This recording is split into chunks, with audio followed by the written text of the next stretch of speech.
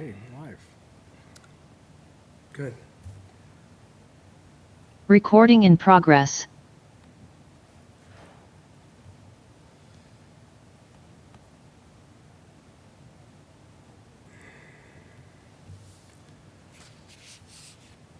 Okay, good evening, everybody, and welcome to the Lunenburg Board of Trust Fund Commissioners meeting. Today is Thursday, January 29th, 2026. We generally start at 5 o'clock because of a circumstance with one of our members. We are starting at 5:30. We'll be ending regularly at 6:30.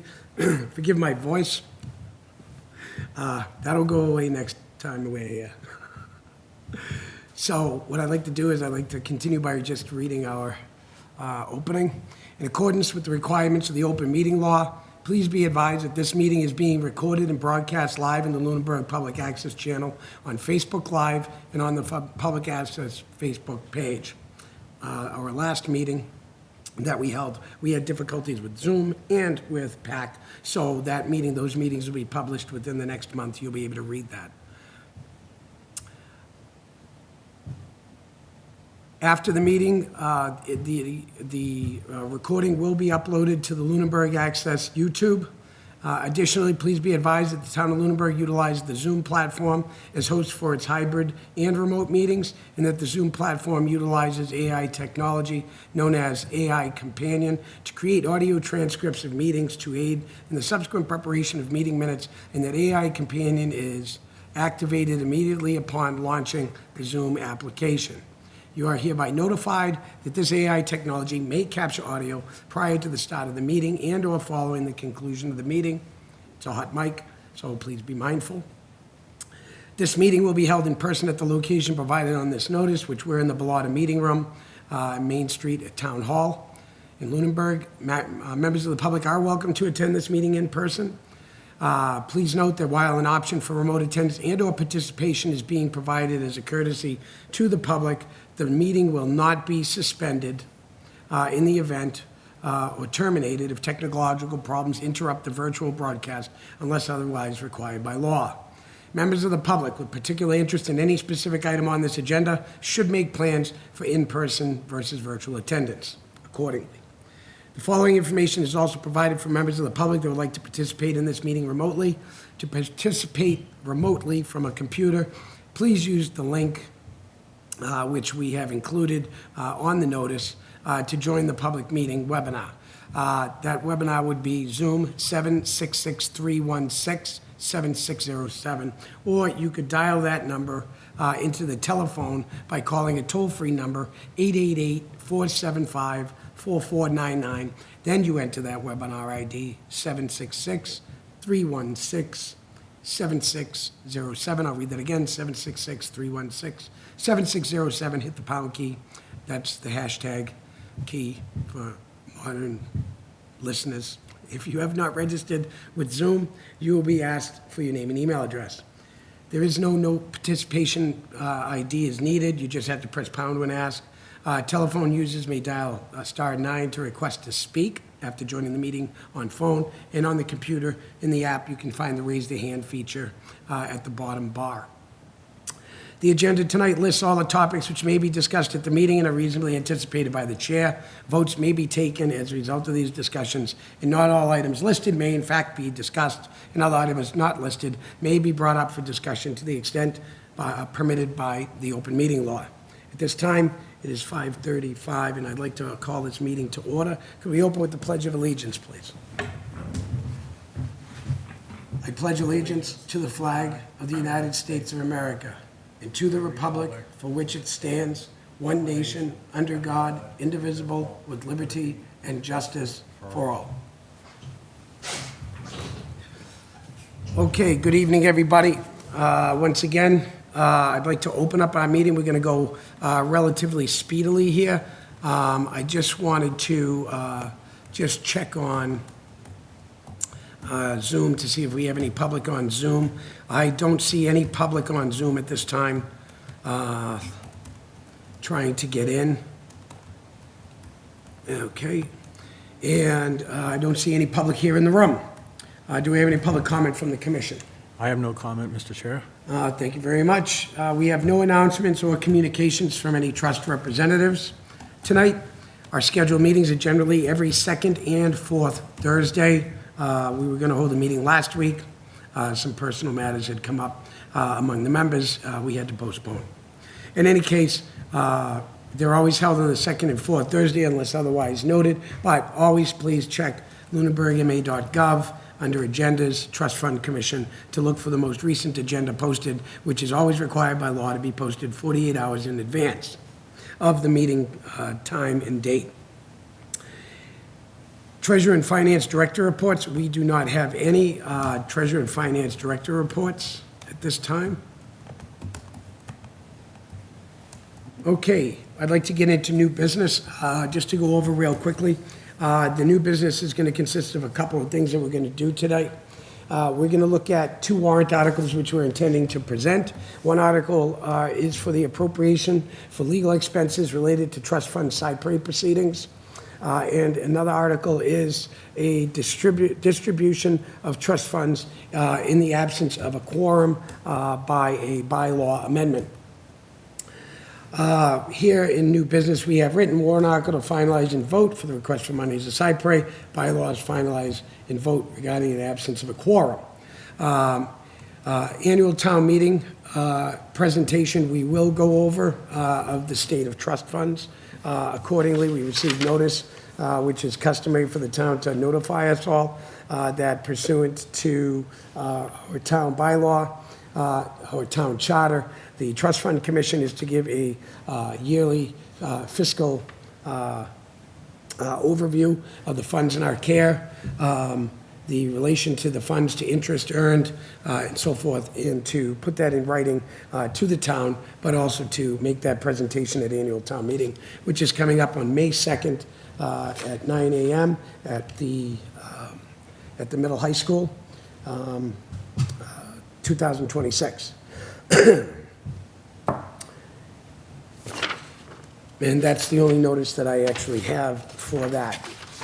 Because we have to move relatively quickly, what I'd like to do is I would like to first begin with reading the warrant article. I would like to read the warrant article with you, Richard, starting with the Cypre proceeding request. And then we'll go into some details of the Cypre proceeding request for expenses related to the trust fund. Could you read that for me, Richard, please? The warrant article? Or Yeah, just read the warrant article. This one. Yeah, the one that says appropriation for legal expenses. Appropriation expenses related to trust fund, Cypre. Correct. Okay, yeah. Okay, so Chairman Bowen has prepared this warrant article, the article titled Appropriation for Legal Expenses Related to Trust Fund Cypre Proceedings. And as written, it is to see if the town will vote to appropriate the sum of $14,252.39 from the general fund for the payment of legal expenses as advised by town council necessary for the research, analysis, legal drafting, and filing of Cypre petitions in the Massachusetts Probate and Family Court, Worcester Division, for the purpose of correcting and updating the terms of certain municipal trust funds so that they may lawfully and effectively serve their intended charitable purposes, including but not limited to the American Legion Poor Trust Fund, ledger name American Legion Poor, and the Post 283 American Legion Trust Fund, ledger name Lunenburg Post number 283, which presently restrict use of funds to members of the American Legion Post number 283, an organization that is no longer an active or recognized national or state post of the American Legion, thereby currently preventing funds from being used for the benefit of Lunenburg resident veterans. And secondly, the other fund was the Worthy Poor Fund, legal name Worthy Poor Income, whose existing terms require modification to conform with the modern structure of public assistance, as the responsibility for the care of the poor is no longer a municipal function and was assumed by the Commonwealth of Massachusetts in the early 20th century under statewide public welfare laws. So said appropriation being for the purpose of restoring lawful practical and charitable use of these trust funds through judicial approval consistent with donor intent, or take any other action relative thereto. Okay. I do see one mistake. They called it a municipal fund. It's not a municipal fund. Because these aren't municipal trusts. Do you see what that is? It says, second line from the bottom up, it says certain municipal trust funds. Yep. It's not a municipal trust fund. That just has to be deleted, municipal.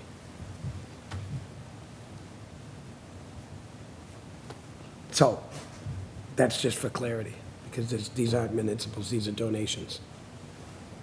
A municipal trust fund would be something like OPEB. That'd be in a municipal trust fund. Okay.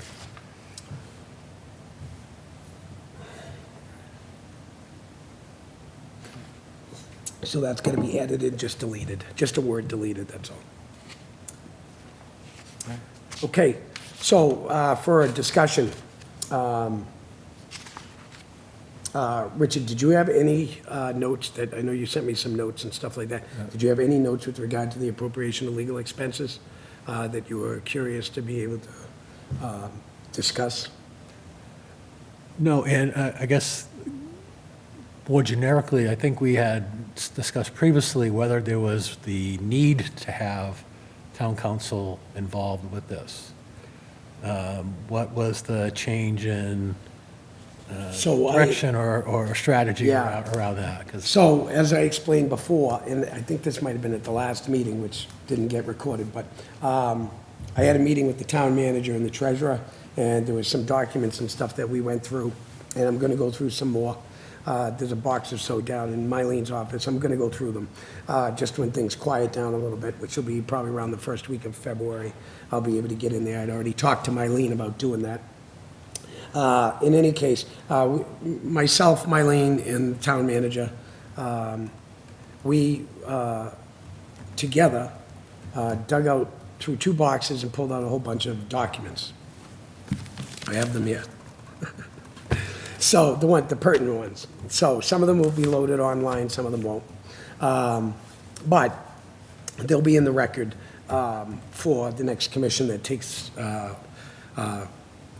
control of this board at any point in time in the future. They'll have the past history of these funds. Some of these funds go back over 100 years. So that being said, that meeting I had inquired of two questions that I needed answered. The American Legion Post is no longer here, and the way that it's written in the trust, there's two trusts that have been set up. They need to be rewritten to comply with, it's not Post 283 members, because there aren't any. So that being, because there's no post. And there's some investigation and some research and stuff that has to be done with that. So I have a little bit more information to go over with regard to the investigation research and the reasoning behind why this warrant article is a pertinent warrant article and necessary. But that's where the $14,252.39 came up. That number came directly from the town manager, who received that directly from the attorney. This is to handle both the American Legion Fund and the Worthy Poor Fund, both, because the Worthy Poor Fund needs to be adjusted to come up with the times. We don't have poorhouses. So there's no poorhouses to support. We have to change that. And that's a material change that I believe it's been determined that needs to go through probate, because it's a material change of the trust itself. It's not something that we could probably do, through the Office of Public Charities at the Attorney General's office by filing a PC 15 form. That being said, I'd like to go into that a little bit just to give you an idea about how that process works so that nobody's, confused. I have here an explanation, section by section, of this particular, hold on a second, here it is. I actually have just a memorandum of which kind of cites some of the legal parameters that are involved. I'm just going to read through this real quickly. I just want to make sure I have it, yeah, so. This is your legal It research. says, yeah, it's just some legal research that I Mr. Chair, do did. you want me to read it? Because your voice sounds a little... If you want to read it, yeah, that's fine, I don't have a problem with that, I don't mind reading I it. just don't want you, I don't know how uncomfortable it is. I'm going to read some more of this, so there's going to be discussion on it, but I do want to touch base on, after we do read this, whether or not, there's any other question, or did I answer your question from previous, before we get into reading this? I just want to make sure that I answered the question that you asked me specifically. Yeah, specifically what I asked, I think it's just maybe helpful to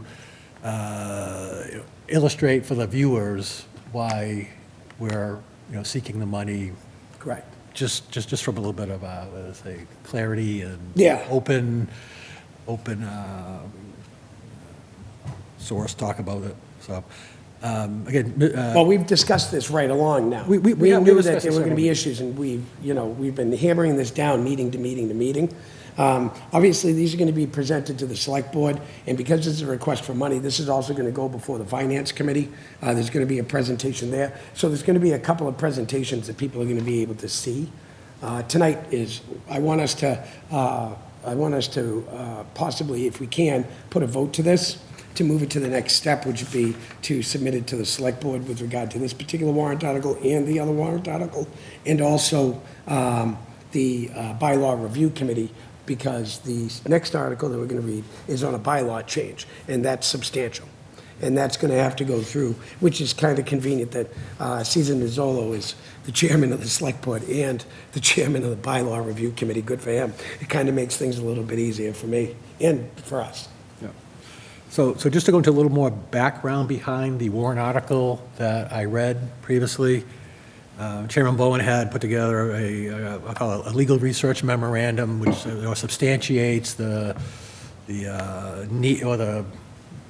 need for this warrant article and the expenditure of the $14,252.39. This kind of gives an overview of how it's allowed, in the way it's allowed. So, Or necessary. yeah, so just to make clear, I just want to add this as an aside, if I may, before you read. Generally, what would happen is, as trustees, we could take money out of these funds, and we could use that money to be able to pay for these material needs. Here's the problem. Neither one of these funds has $14,252.39 in either one of them to be appropriated to be able to handle this management.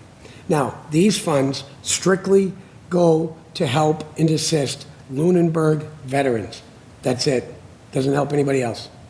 This is for Lunenburg veterans.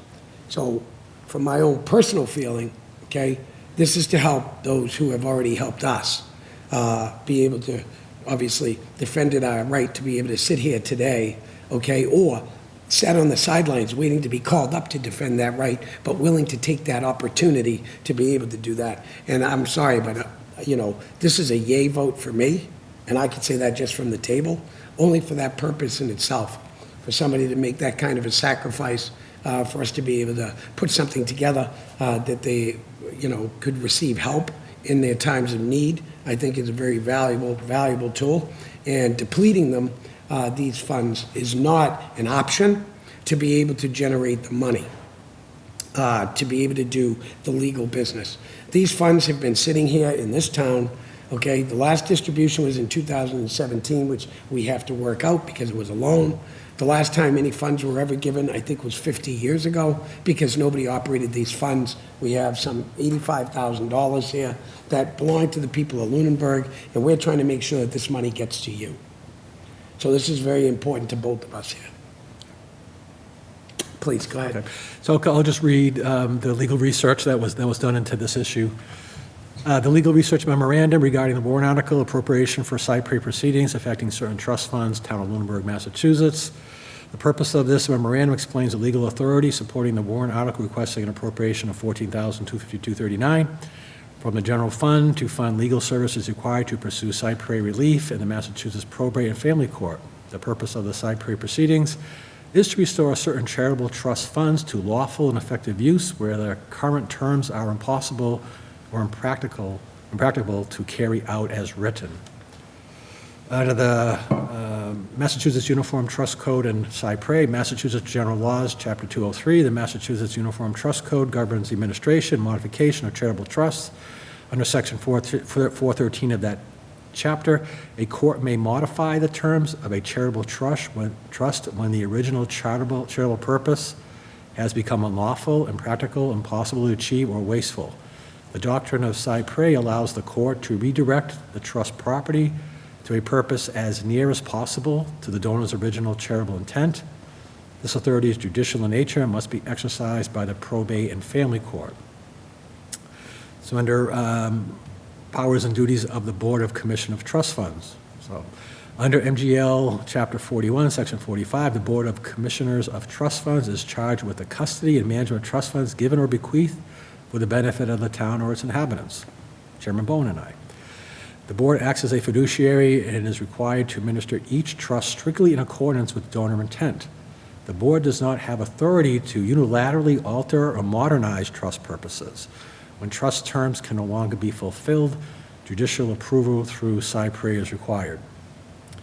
So Section 4, the role of Attorney General. The Attorney General of the Commonwealth has supervisory authority over charitable trust and is a necessary party to any court proceeding seeking Cypre relief or other modification affecting a charitable interest. Probate and family court rules require that the Attorney General receive notice and an opportunity to be heard before relief may be granted. Section 5, limitations of Attorney General administrative filings.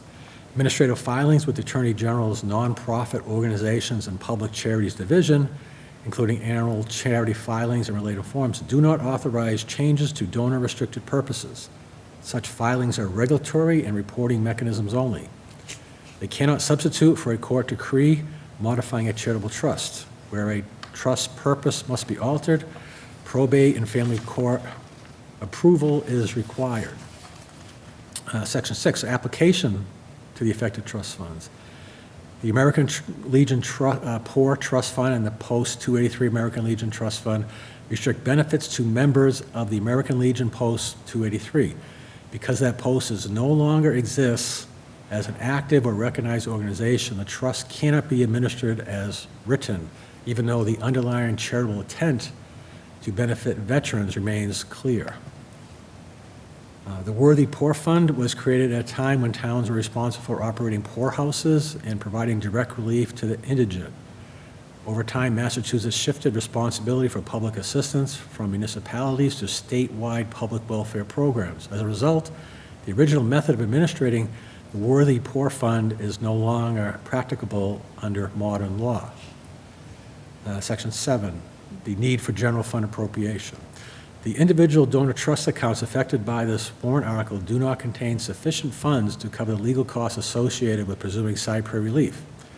In addition, using restricted trust assets to finance litigation intended to alter the governing terms of those same trusts would raise fiduciary concerns. Because the Cypre proceedings are undertaken to restore lawful usability and preserve donor intent, associated legal costs must be borne by the town through an appropriation from the general fund. Section 8, conclusion. Approval of the warrant article will allow the town to seek necessary judicial relief to restore long-standing charitable trust funds to lawful and effective use, consistent with donor intent and modern legal requirements, while avoiding fiduciary risk and ensuring proper oversight by the probate court and the Attorney General. So that's the argument behind the warrant article request for the $14,252.39 that I read previously. That's correct. And any discussion that you'd like to have on that? That's a good background to justify the reason for the warrant article. And I know that we talked about the PC Form 15, that we could do an administrative Cypre with the Attorney General's office on any fund that is over 20 years old, as long as it's not a material change. So if it's just a management change, but again, like this, it says here, you know, there's some great areas of fiduciary responsibility that are under 203E as trustees. That's the Massachusetts Uniform Trust Code that, you know, we're bound by, that we got to be very careful about, you know, what kind of requests we make or what kind of changes that we make to anything, including the writing of policy and the handling and management of these funds. Now, a lot of this should have been already done, and I'm extremely surprised that this has never been done, that this is a first in, first out of the box manner of operating this trust fund commission. How long has the post 283 been, I'll call it irrelevant or? So the last document that we received from Post 283, I have it here, I believe it was 2013, and the only money that was allowed to be expended was, they put in, I think, $5,000, if I'm not mistaken. Don't quote me on that, I'm guesstimating here. They took $5,000, they created a Post 283 poor fund, is what they created. I mean, for a Post 283 member fund. And they said that you can only spend the interest to help a member.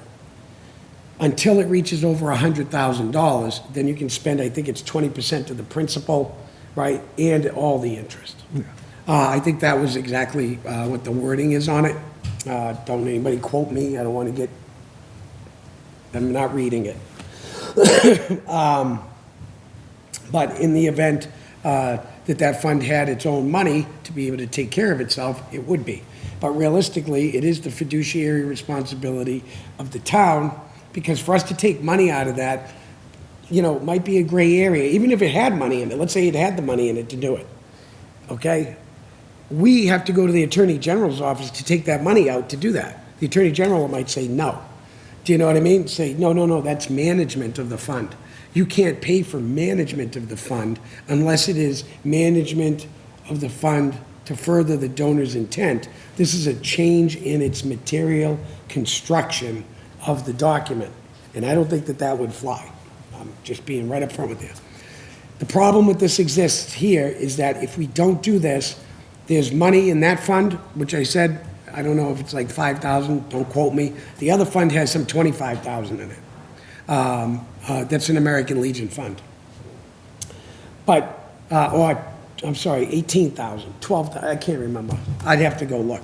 But I think overall it's 25,000 between both funds. Not one fund has the right amount of money in it to be able to take out of it, but it might be a gray area, without getting into specifics. I know that, I'm pretty sure we posted it online, what the resources were. Let me just look here. Now I want to tell you. Now I want to tell you. Oh, curiosity. Okay, so,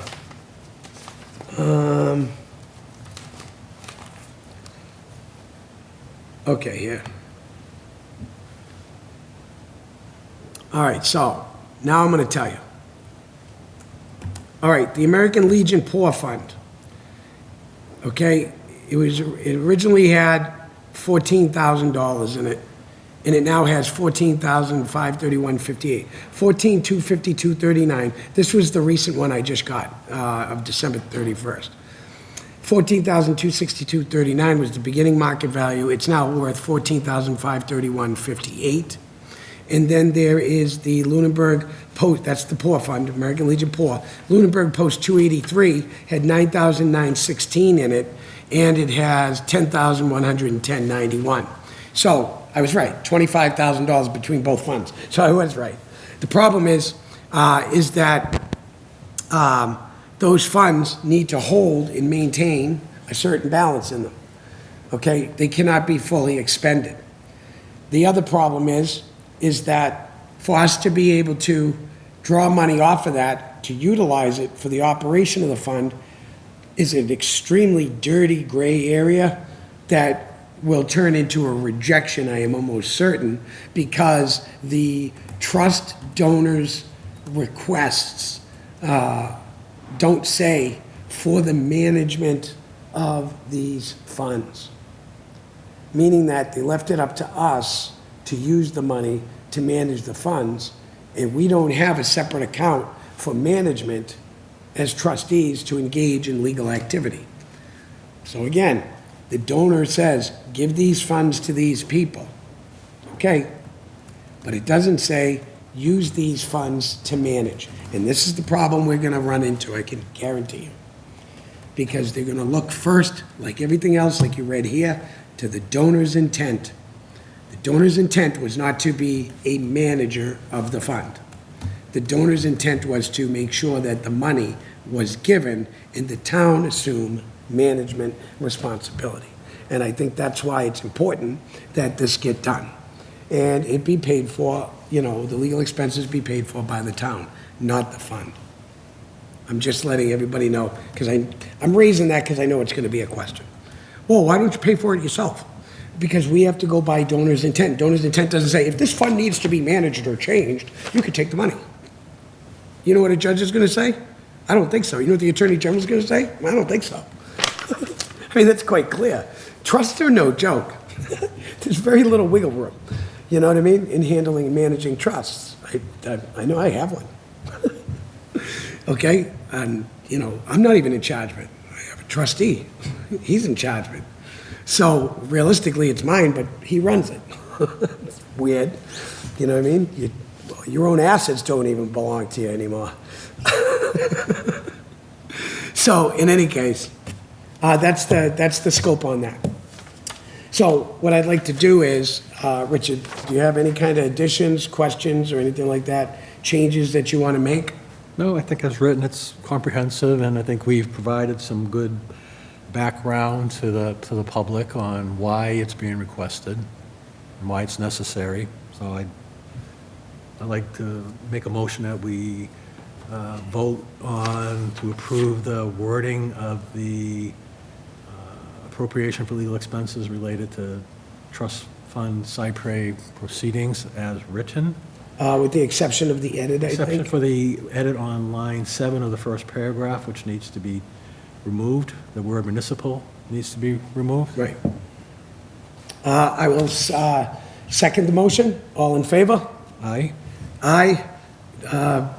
Passes unanimously. The appropriation for legal expenses related to trust fund Cypre proceeding, an article warrant submission of which we will be making for annual town meeting on May 2nd, 2026, will now be forwarded off to the select board, town manager, and I will provide a courtesy copy to the finance committee. With the one correction, the one deletion of the word municipal from that paragraph. Yes. Yes. Yeah, correct, yes, minus deleting the word municipal in line 7 of that first paragraph. But technically, if we're going by lines, it's every single line, including the empty lines. But that's okay. It's just very weird to say that stuff. But yes, line 7, first paragraph as written. The word municipal will be removed. Okay, so that's the first order of business. This is the second order of business. We have a warrant article. This is a distribution of trust funds in the absence of a quorum. This is also a bylaw change. Richard, I'm going to read through this, just so that we can move through it, if that's okay with you.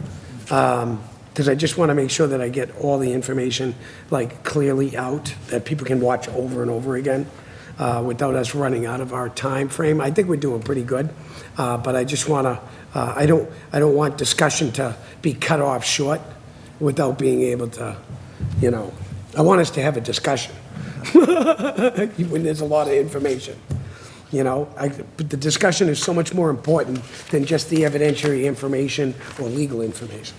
It's more important to hear, from the vice chairman and hear from myself of our personal view direction and, what we hear from the community, through email and stuff like that, that people have concerns about.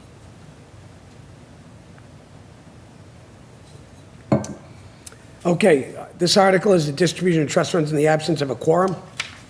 To see if the town will vote to amend the general bylaws of the town of Lunenburg by adding a new section to Chapter 12, Boards, Commissions, and Committees, designated as Section 12-9, entitled Distribution of Trust Funds in the Absence of a Quorum, to authorize the Select Board on a limited and conditional basis to approve distributions from municipal trust funds only.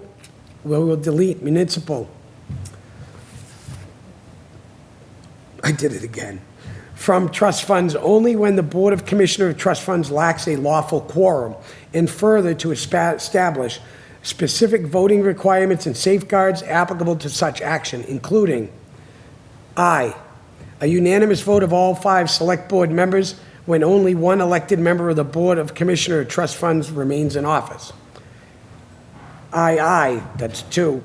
In the event of an emergency where unanimity is not possible, the temporary inclusion of that sole elected member of the Board of Commissioner Trustmen as a voting participant with approval by a majority of the Select Board members present.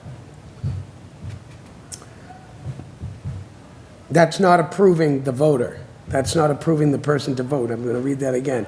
In the event of an emergency where unanimous is not possible, that's the Select Board. I've had this conversation before about the rule of the last antecedent in reading things, where commas are placed and so forth. I just want to make sure it's clear. Obviously, it's going to be reviewed by the attorney. Might be some change. In the event of an emergency where unanimity is not possible in the Select Board, the temporary inclusion of that sole elected member of the Board of Commissioner and Trust Fund as a voting participant with approval by a majority of the Select Board members present. So whatever majority is there, as long as they have a majority, this particular board member who is elected will be allowed to vote. And 3, conflict of interest in emergency fallback procedures, including reliance on the rule of necessity when legally required. All subject to strict compliance with donor intent, the governing trust instrument, existing policies of the Board of Commissioner Trust Funds, and all applicable laws, or take any other action relative thereto. Okay, so this is the warrant article. This is the section-by-section explanation.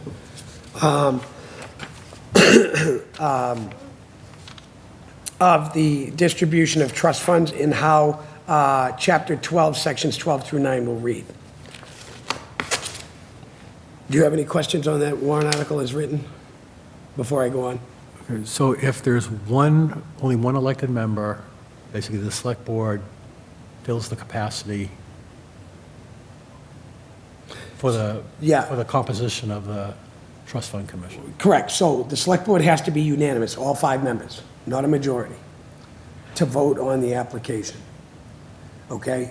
If there's only one elected member, it has to be unanimous by that board for that person to receive money.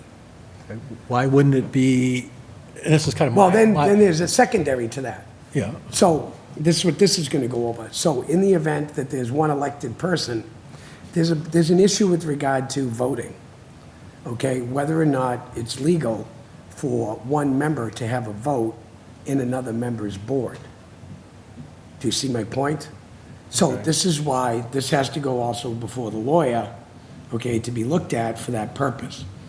So it's in there that one elected person may not be able to be allowed to vote because it is the Select Board. Unless it is a separate committee of the Select Board wherein this gets handled, in that committee gets convened only when there's a lack of quorum, but that's something that the Select Board would have to create, and they would have to put that in their own policy. Okay. I'm not familiar with MGLs and whatever related to boards and, right to vote.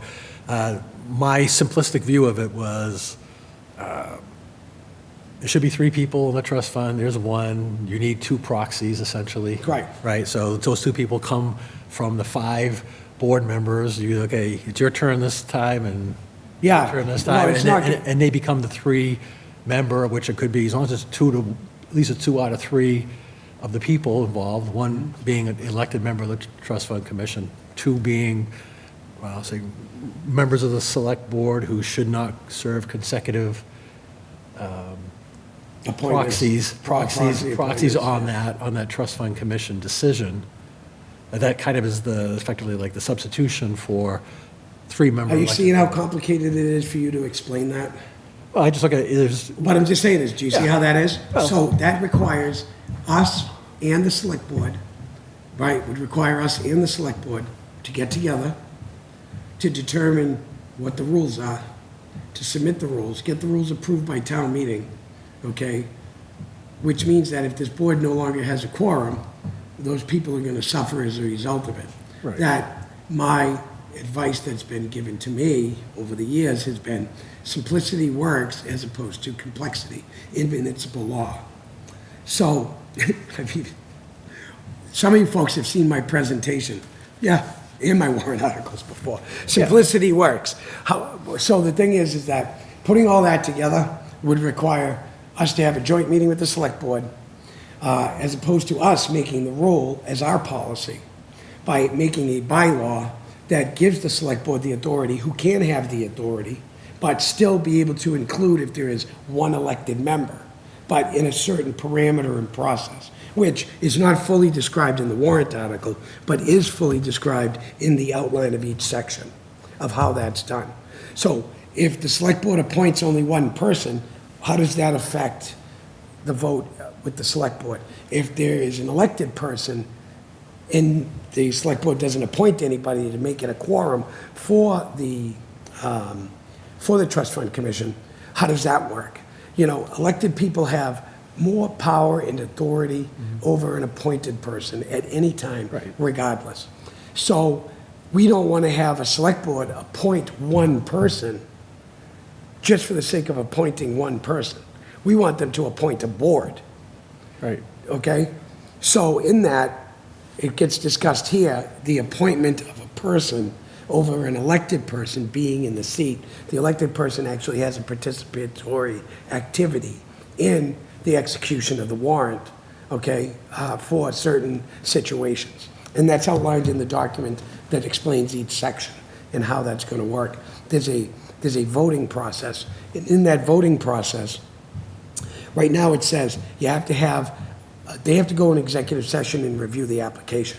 Then they have to come out and they have to debate not the private stuff that's on the application, but whether or not they agree or disagree with the application to be able to issue the money. But all five of them, okay, have to authorize the money. It's got to be a supermajority, everybody.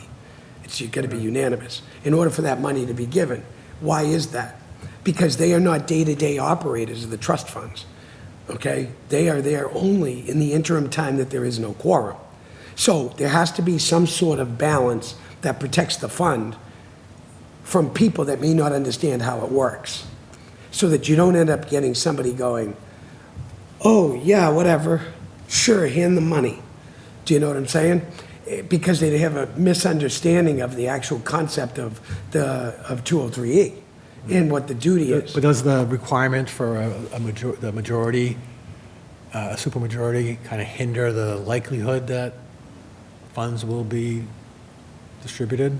No, they can't hinder it. They have to follow our policy. Right. That's the whole point. So they have to follow exactly how we would No, but follow. Getting everybody, like right now, if we had three people, 2 out of 3 have to, if there's something there's put forward two to of us, us, it's 2 of us, we unanimous. can agree, it's Right. unanimous. To me, if you and I have a different opinion on how something should proceed, There's a swing vote, a there's, third person. there's another person's necessary. That's the point of the unanimous. If one person questions any of it, the answer is no. That's the safeguard. The safeguard is, you got to convince 5 people, right, that this follows the trust, right? That your application, so those 5 people need to see our policy. Yeah, it is a higher, it kind of like turns into a higher standard Correct, if it needs to go down that avenue. correct. Which will put 5 people to read the policy. 5 people to go, I got to look at this now, hold on. I have questions about this. And then that's the deliberation, and then those questions get answered. And, you know, who's in charge of town policy? Who's in charge of board policy for its enforcement? Town manager. So the town manager becomes the one who goes, no, this is what the policy, let me explain the policy. That's her duty, to explain the policy in the town of which the town authorized, you know, of which this board authorized to, you know, have to operate and function. She has to be able to explain it herself to them. Right. And they have to be able to see it to be able to do it. That's why it's 5 members as a safety net. But I mean, I'll show that to you in here. When I go through each section, it'll show you exactly the question that you're asking about the safety net, how elected people to a board when there's only one, to whether or not the select board appoints a quorum or only can appoint one person at a time, and what that one person's duty is. If one person gets appointed, that person has absolutely nothing to do with issuing money at all, or giving information at all. So what's the point of having it?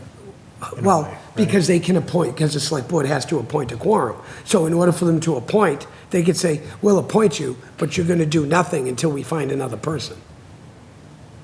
Right, so what's the point of, They already have one in the wings. yeah. That's the only point. But that person has no responsibility. An elected person, on the other hand, the town said, we want them to have a responsibility. We want to keep them in that responsibility. So would they have- Whether would they wouldn't have- whether they're so they- advisors, whether they're an advisor to the board's vote, or in the absence of a quorum, or somebody has to disqualify themselves, they're a voting member. And that's what's going to be explained when I get into this section of the document. It's going to explain exactly what I just said. Okay. Exactly what I just said, so that the safety parameters are in place. So after I read this, maybe it'll make it a little bit more clearer, on that direction. Because we have to have safety measures in check, but at the select board, the bar for receiving aid must be higher. Okay? And the reason why it must be higher is because they're not trustees. The trust fund commission is the trustee by law. That's the problem with handing something over to another board or committee. Do you know what I mean? So, in this document explains each part of the Town of Lunenburg's bylaw, Chapter 12, Section 12.9, entitled Distribution of Trust Funds in the Absence of a Quorum. It's written for presentation, town meeting debate, or for the Attorney General review under Mass General Laws 40, Section 32, as well as it could be kept in institutional record keeping. This basically will work as an overview to summarize what each section does, why it's needed, and what legal authority supports it. This bylaw is a continuity and risk management measure. It does not transfer management or investment authority away from the Board of Commissioners of Trust Funds. Instead, it creates a narrow, conditional process allowing distributions when the Board of Commissioners of Trust Funds cannot act due to lack of a quorum. The framework rests on General Laws, Chapter 41, Section 45, which is the Board of Commissioners of Trust Funds authority.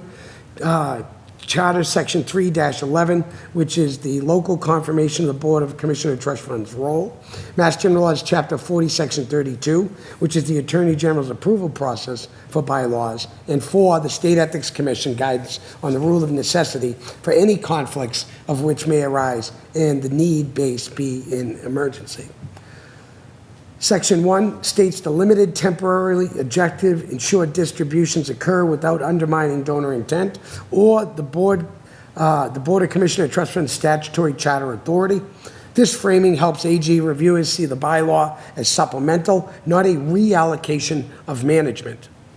Definitions. Section 2 defines absence of a quorum to prevent discretionary or convenience-based use.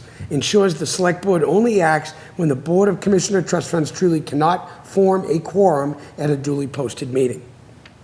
Section 3, the triggering conditions, requires objective documentation of quorum failure, which would be 2 duly noticed meetings or a sustained lack of quorum, plus written certification by the town manager or town clerk. This creates a defensible record for audit, Attorney General review, and any potential litigation with regard to the management of trust funds. See all the security, all the parameters that we're putting in there?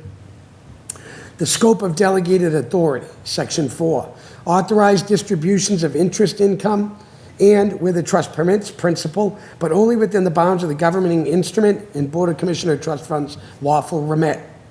B, clarifies interest may be expended in addition to income and principal when allowed with a non-depletion rule to maintain a reasonable continuing balance.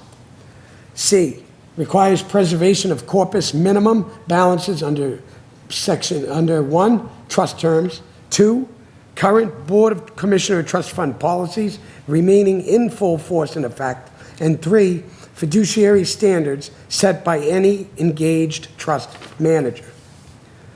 D, confirms no expansion of Select Board authority. Investment management remain with the Board of Commissioners of Trust Funds. Section 5, application and review process. It creates a transparent workflow, written application, treasurer-collector verification of balances and restrictions, town council legal review for donor compliance, public select board deliberation and vote, notice to all Board of Commissioners of Trust Fund members. This aligns operations with fiduciary best practices. Section 6, voting procedures when the Board of Commissioners of Trust Fund lacks a quorum. This is going to be an answer to your question. A, it restates the Board of Commissioner Trust Fund's 3-member elected composition for context. Thank you, Richard. You did that. Requires inclusion of the sole elected Board of Commissioner Trust Fund member in deliberations to preserve institutional knowledge. Okay? That's elected. That's the key. Sets a heightened safeguard. Unanimous 5-0 Select Board approval when only one elected Board of Commissioner Trust Fund member remains and no emergency exists. You see? Okay, so if there's a split vote of it, as it's constituted today, you disagree, I agree on some issue, how does that get resolved? Okay, so this is, In the so, future. so this is not something that is a vote, okay? This way this is designed, this is not a vote of which somebody's there to break a tie. This is a vote, okay, where safeguards are in place to protect the trusts. So it's different. It's different than us having a discussion, okay, and giving a vote, as opposed to keeping a safeguard in place where you have an elected person who has access to all the information with regard to the trust fund's policy and procedure, can act as a information hub for the selectmen to be able to make a decision, okay, in a unanimous way or for or against, any number. And then it gets into another parameter as well. This is not a tie vote break because we disagree. This is, you're either going to give it or you're not, right? Because their duty is to make sure this board stays staffed. This limits them on anything. It basically says, staff the Board of Trust Fund Commissioners, because it is absolutely necessary. And if they don't, and people are not able to get money that belongs to them, right, then they can answer to the people at the next election. And that's how this is set up, okay? It's only a safeguard. It is not giving authority whatsoever. I just want to make that clear. It's like a business continuity. It's not like plan of here business. where we might have a personal preference. Do you see my point? They're doing a fiduciary duty, period. Yes or no to the money? Does it fit the bill by the policy? We don't care what you think. It's what we think because we're trustees. They're not part of the management of the trust. And that's, and that's why this is just a safeguard. That's why it's better to come to us and say, hey, I want to get some, I'd like to get some help, please. Do you know what I mean? And this is why. Because we can put that on there because we know what everything is that needs to be done. They're just taking over to be able to give out money to follow rules. That's it. It's like being a student. This is the rules, follow the rules. And there's an elected person there that says, these are the rules, and follow the rules, make a decision, that's it. Okay? If you disagree with something that's on the application, say something. The disagreement, it needs to be majority. If you all can't come to an agreement, it doesn't get paid out. That forces their hand to make sure that they get this trust fund commission staffed. Does that make sense? That's the purpose of it. Because if this isn't staffed properly, people lose. And you know who should be held accountable is the people that appoint people.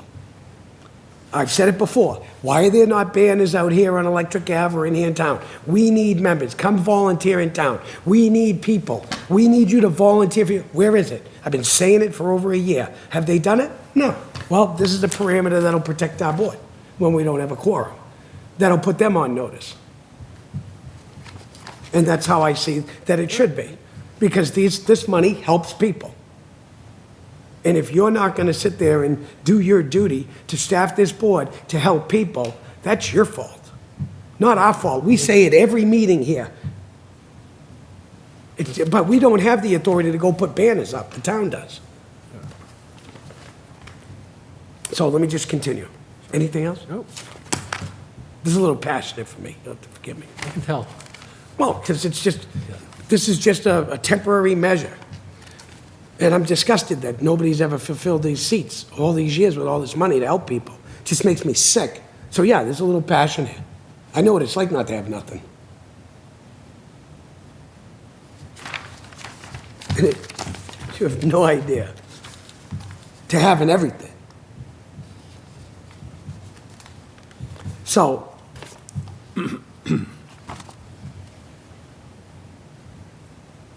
Okay, establishes emergency fallback. Sets a height and safeguard limits, 5 Select Board approval, and only one elected Board of Commissioner Trust Fund member remains, and no emergency exists. Establishes an emergency fallback. Seat the sole elected Board of Commissioner Trust Fund member as a voting participant. The standard defaults to a majority of the Select Board president. This is a majority, with the seated commissioner counted, provided a Select Board quorum exists, meaning that if they're missing a member, they're not able to do a 5-0 vote, or people have abstained because they can't vote. Do you know what I'm saying? Because it's a particular individual, or they, Yeah, conflict of right? interest. Then the conflict of interest issues and stuff like that will be offset by the elected person who has the vote. F, addresses conflicts, abstentions, and emergencies. Temporary substitution will be by a finance committee members, only if lawful and confirmed in writing by town council. Meaning that if they can't get the numbers, we need to pull it from somewhere else. Somebody else whose, duty is what? Finance and money, and understands the reasonableness of what the need is. They're an appointed board now. Now, remember what I said about an appointed member here and an appointed board there. That appointed board is appointed to oversee the operation of who? The select board and the money and this board. And do you understand my point? So it's another check and balance on top of the select board's check and balance, which is this policy. That's 2 checks and balances. Only if lawful and confirmed in writing by town council. Obviously, it has to, and I'll tell you why. Otherwise, invoke the rule of necessity with council's written advice. Minutes must capture the emergency, conflicts, council opinion, and the path used. Reaffirms open meeting postings in the general rule that a majority of a quorum may act unless a higher standard applies. Number 7, transition in pending matters. Prevents applications from lapsing solely because the Trust Fund Commission lacks a quorum, permits the Select Board to act temporarily, subject to trust terms, and requires immediate reversion to the trust fund once a quorum is restored. Fiscal handling and records. Directs the treasurer collector to execute approved distributions, keep trust by trust accounting, preserve corpus, earnings distinctions, and requires a written Select Board determination filed with the town clerk for each action. Emergencies. Section 9. Allows a special meeting when delay would frustrate donor intent or harm beneficiaries while still requiring compliance with Section 3 and posting meeting requirements. Section 10, construction and severability, directs liberal construction to affect donor intent and continuity while preserving the Board of Commissioner Trust Fund's authority. Ensure that if one clause is invalidated, the remainders remain in effect. Section 11, effective date, ties effective to AG approval or lapse of 90 days after submission by the town clerk, with required posting, publishing, exactly as set out in sections of Mass General Laws, Chapter 40, Section 32. I did list some references from some of the laws, state that to the commission, something out of the Select Board Handbook for the MMA, and so forth. So that's an outline of all the sections of the particular bylaw. Without getting into the executive summary, which basically goes over what I had just read, the executive summary is basically just an overview for a presentation of which we just did, of the same information of which is this document here. This basically just gives an overview of delegated authority, the application review process. It goes over the voting requirements. It kind of separates everything down to a meeting script and an implementation checklist. Okay, we don't have to read that to the public. I actually provided that executive summary for you, Mr. Vice Chairman, the other executive. I do appreciate it. So you would be able to have, you know what I mean, like a full, in-depth, detailed outline outside of a town's presentation. And if anybody's interested in wanting the executive summary, I'll send it to you. Send me an email. I don't have a problem. It's no big deal. We're talking about it. We just don't, we're just not going to read through it. So, that being said, is there any questions, open discussion that we'd like to have?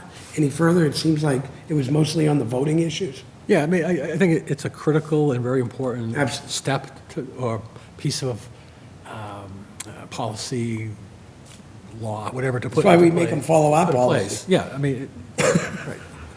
You don't vote unless this goes this way. It's very limited in scope and very direct. No, Must it's be very like spec- this. It's very specific, and you took a a different approach than I did. I was looking at it strictly as a three, who has to fill the other? Yeah. The gaps, right? I was looking at it, who can fill the gap to get to that three? Yeah, do you know how many lists we would have? I was writing that out, because remember we talked about that? I was writing it out going, if one person votes, and two people vote, and then three people, and there's one missing, and I was like, oh my gosh, I'm gonna be here for days.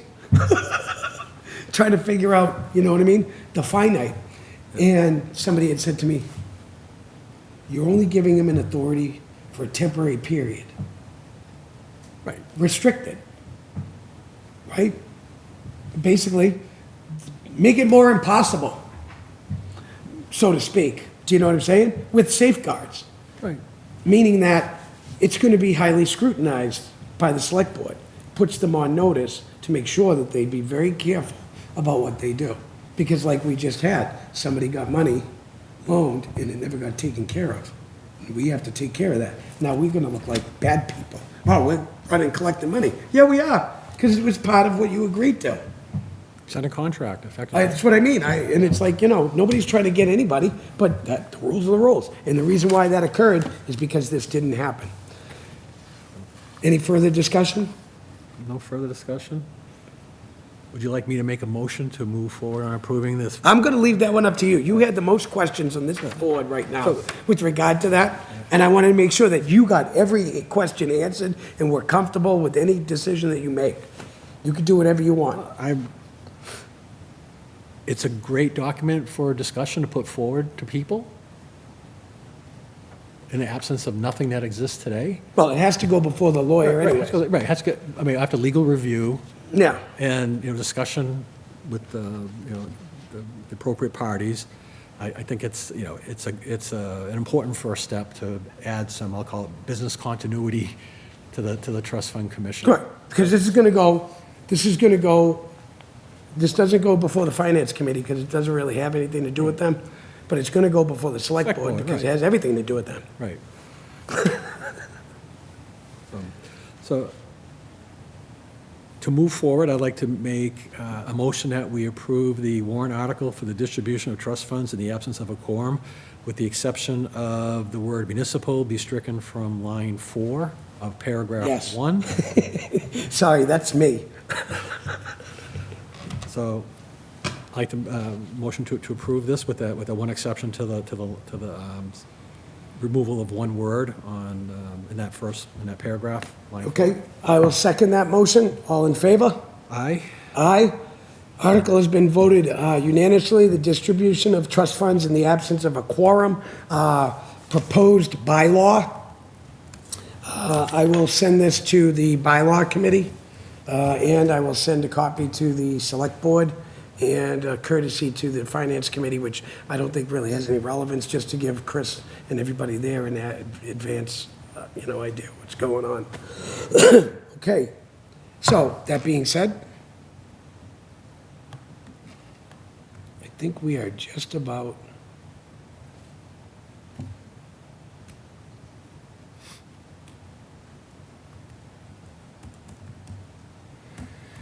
all right. So in that, we have discussed proposed written operating policy of old business. We'll discuss that at our next coming up meeting. We'll do meeting minutes ratification probably at our next meeting. Updates to the application for funds. We'll have some more discussion on that at our next meeting. We do have a vacancy. We're looking for one member. If you're interested, the application can be filled out with the assistant town manager right here at Town Hall. Our goals, we're meeting them, I think. We're moving right along. We're tightening things up. We're getting policy written and so forth. Real estate investigations are on hold at the moment because we have deadlines here with these items. The review of the rewritten risk management policy and so forth, that's ongoing. Rewriting trusts for the AG's Office of the Public Charity PC-15 form, which we discussed a little bit today. Those are ongoing. I'd like to ask if there's any beneficiary comments. We have no beneficiaries here. Upcoming meeting, February 12th, work for you? Yes. 2026. That meeting will start at 5 o'clock and go to 6:30. Do we have any public comment? There's no public comment here, and I have no public on Zoom. At least I haven't seen any. Does the board have any public comment? I have no additional public comment.